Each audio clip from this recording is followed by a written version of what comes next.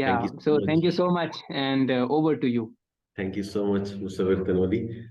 Hope I am laudable to all of you. We had very great presentation by uh, some of our speakers who usually contribute. Dr. Mahmood Hassan, then we heard Sania Khan, and of course, Usman Zulfiqar. So they talked about agricultural cooperation and mining under the framework of CPEC. So, the important thing which I feel is from these sessions is that what is the takeaway, what we learn from these sessions. Like whenever we're talking about Pak-China collaboration, cooperation, so these days we always refer to CPEC, and it's becoming a fashion that we uh, quickly refer to CPEC cooperation and whatever is happening after 2015, and we talk about it. Previously, we used to refer to 1947 or 1949, since Pakistan came into being and China under the Communist Party, the leadership of Communist Party, they started their independent journey and got rid of the colonialists, and they had their history under Mazatlan. So I think when we are talking about any form of cooperation between China and Pakistan, we should not ignore the history of both the civilizations. Like we should go back to history and see what were the great things that we used to do and what were some of the great things that Chinese people used to do, and what was the level of cooperation between both. So when I'm talking about the agriculture or the farming, during the Silk Road times or 2000 years ago, what Chinese people used to do and what was happening in this region of Indus Valley civilization. China and the subcontinent used to constitute like 40% of the world's population at that time. And fast forward 2000 years, now, despite the wars, famines, natural calamities, everything happened and both having the colonialist history, but still the number is the same, the population is the same. It still constitutes 40% of the world's population. But what was happening at that time, that China and the subcontinent, they didn't had only had those high numbers of population in history. We were rich people. People over here were really rich in subcontinent and in China as well. So what was the unique thing that were making them rich? That was the agriculture, and that was the farming, and that was the human resource. Because they were having more farmers, they were having more population. That was the edge from Western countries, America, Africa, that this region had more people, more population, and they were addressing their need of food security. Food security was the problem for this region, and they were addressing that and solving their question of food security. That was making them rich compared to the Western world, compared to America, compared to other regions of the world. So what happened in 19th and 20th century? China lost the track, and India had already lost its track because we had also a colonial history. So what different happened in the world? The Western world, there was an industrial revolution and industrialization was happening. with a fast pace. And China couldn't catch up the pace with industrialization that was happening in West, and so did countries, the region in subcontinent comprising of Bangladesh, India, and now Pakistan. So we lost our track, so did China. But since last 40 years, China realized that yes, we have that population. We used to address our question of food security. But now, to catch up the trends, to catch up with the new trends, we have to industrialize our economy. So Deng Xiaoping came up with the idea of reform and opening up. And they started to industrialize their economy. Not only did they industrialize, they also put an effort and they also transformed their economy, which was based on their share of knowledge economy. So industrialization also started, but they also tried to put their share in the knowledge economy. So what happened with the fast pace of industrialization and their due share of knowledge economy, their farming and agriculture also picked up.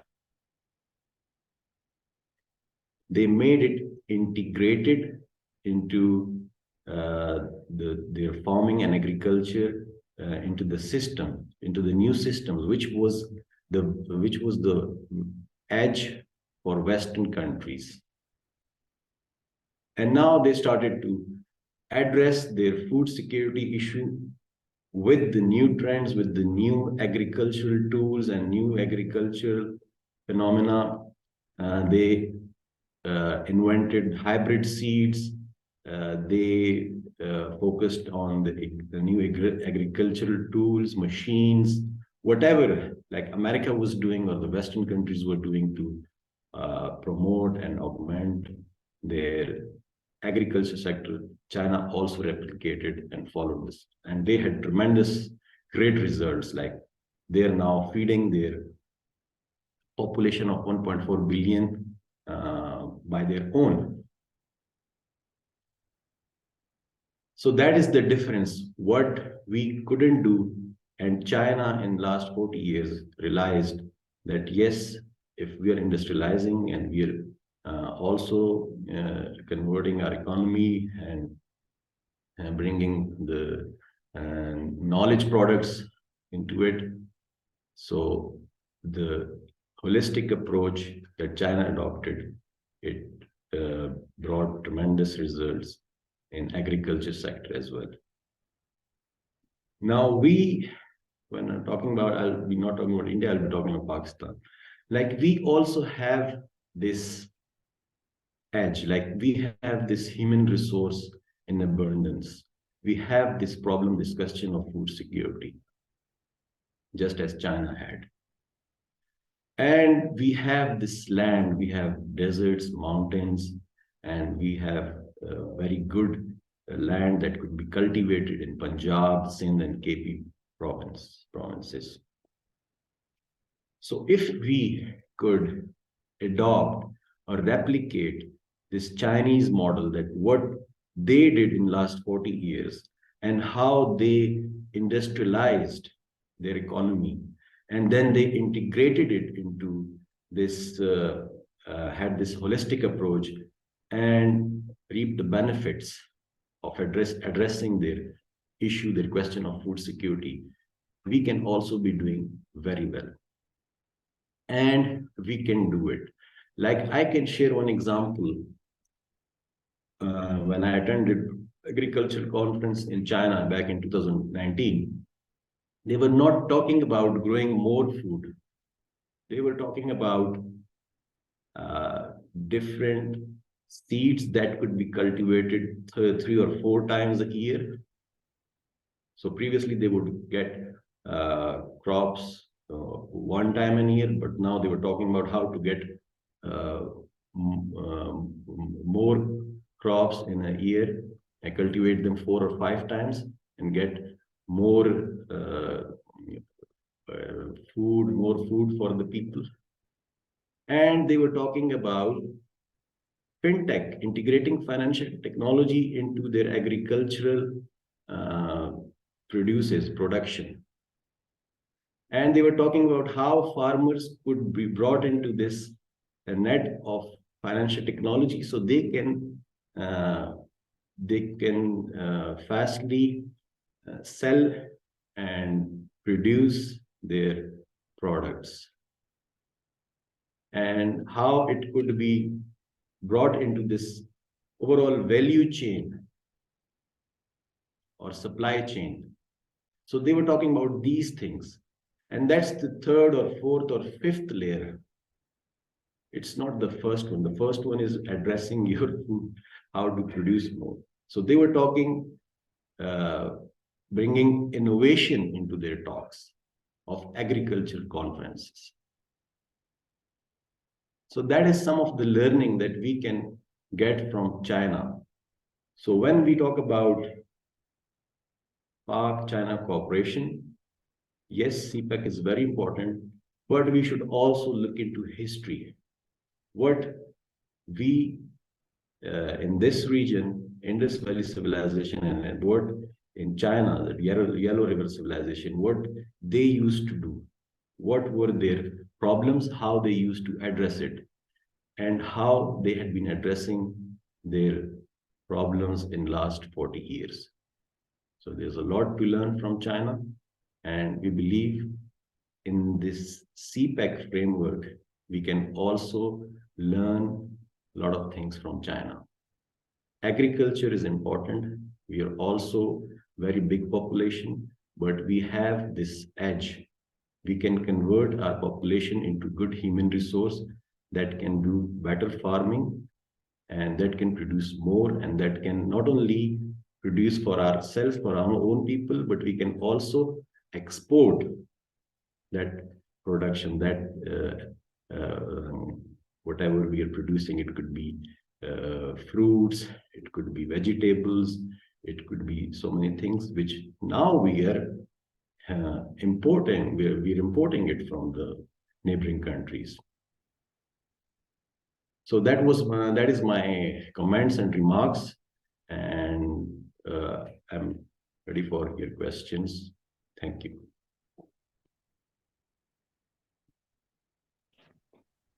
Thank you so much, Syed Shamsul Hassan. I think Zamir Assadi is unable to join us today. So we will be moving towards the question answer session. So if anybody would like to ask any question regarding agricultural cooperation, mining, or if you want to share any idea regarding this, processing plants, food processing plants, or any other thing, you are more than welcome. You can open your mic and ask the question, or maybe you can write down in the chat box.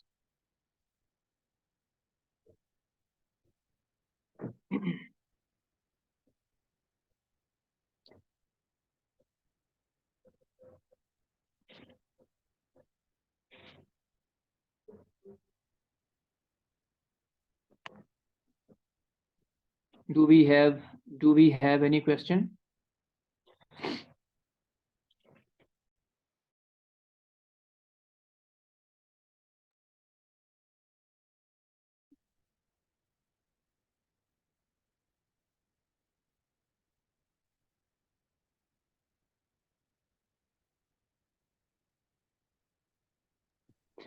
Maybe most of the students are from international relations and they are not interested to know more about agriculture, or maybe they feel bored because we are talking about processing plants, we are talking about fruits, vegetables, and some good projects under the agriculture sector.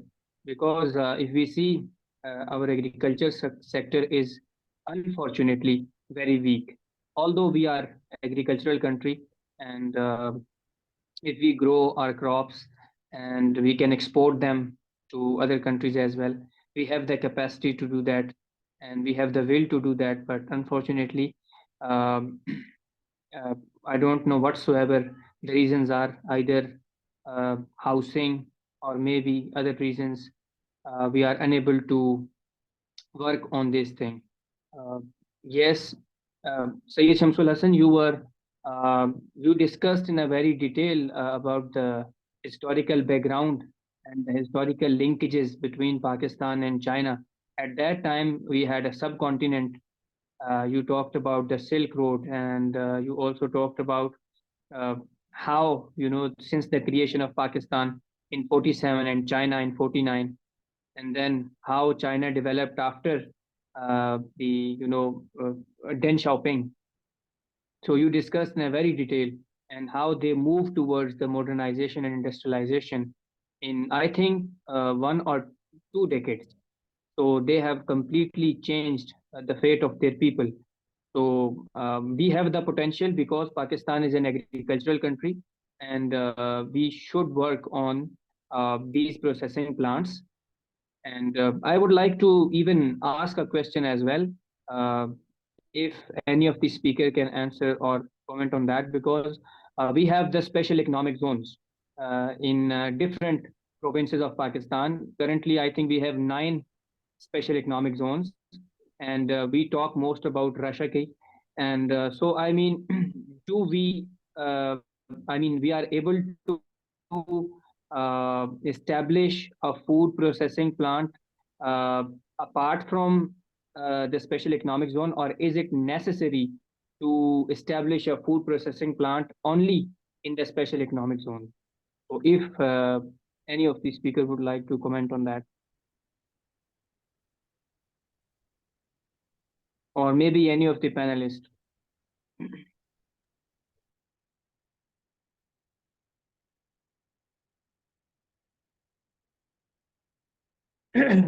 Okay, let me respond. Uh, Food processing plant is a value addition in the finish products of agricultural commodities, and that's why in my brief presentation I suggested that the idea of building a grand uh, mega processing units may also be included under the flagship of CPEC Phase 2 in Pakistan, because CPEC Phase 2 has the uh, commitment or uh, pledges in terms of agricultural cooperation in Pakistan.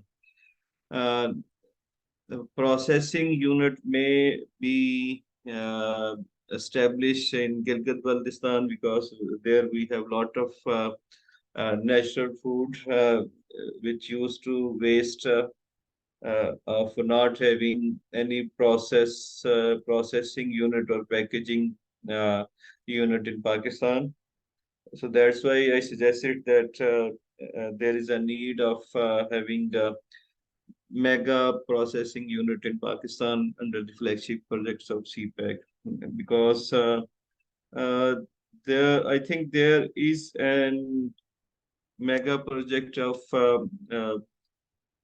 processing unit is being carried out in Balochistan, uh, which is primarily deals with the green foods or food security, but potential is there, and since this project, this field is still untapped, so untapping to tapping needs a paradigm shift under the flagship project of CPEC Phase 2, because we need a lot of innovative ideas and advanced transformations in our agricultural sector, so that it may also uh, be further enhance its line share in terms of GDP, GNP, and foreign direct investment, and earning more and more foreign revenue in Pakistan. Thank you. Thank you so much, Dr. Saab, for your comments on that.